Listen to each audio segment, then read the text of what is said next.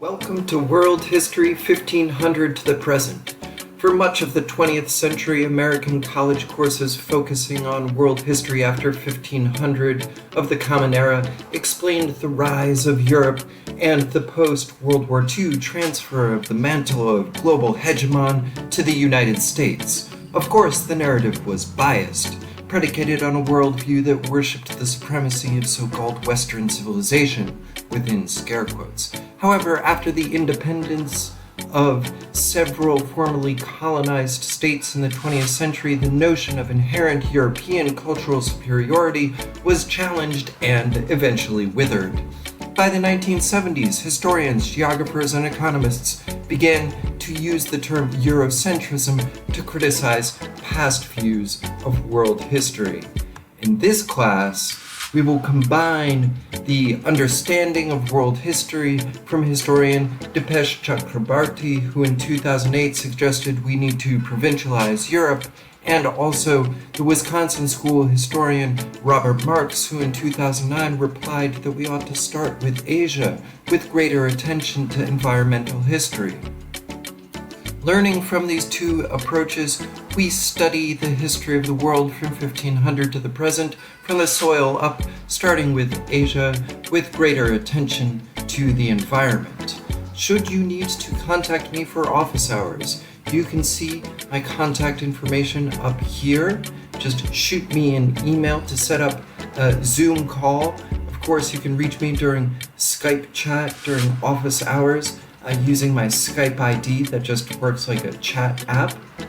And you can also reach me by email. You will note that the course readings in this class are free. They will be PDFs on Moodle, including from a document reader, which will also be available as a PDF. And you have a free online world history textbook, although I recommend you download the PDF of the textbook as well. There are some notes about credits and your workload in this course here. Take some time to read through that quickly, and go ahead and subscribe to the YouTube channel, History Redux. Just boom, hit that subscribe button. The methods of evaluation are detailed here. As a historian, I care most about unraveling the mythos of commonly received narratives to seek out the production of more accurate interpretation and developing innovative research. However, as a professor for this course, I care most about your participation. You will get more information about that as the course moves on. I'll be sending out weekly notices, so stay tuned for those. But the most basic assignments will be these weekly assignments on Moodle. Remember to check your grades on those regularly and look for feedback regularly. I have a reputation for very quick feedback. The grading guidelines in this class for every single assignment are delineated here, A, B, C, so forth, with the grade scale.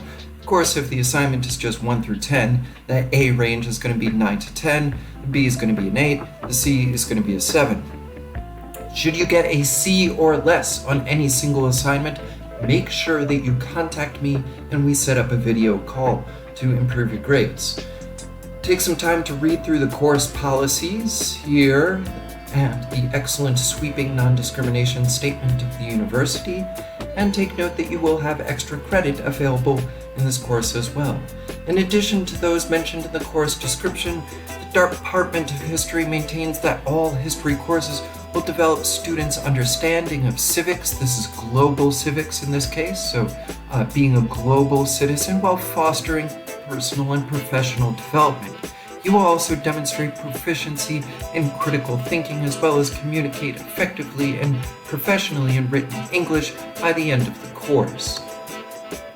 This being said, let's turn now to a typical week. We'll just start with introduction.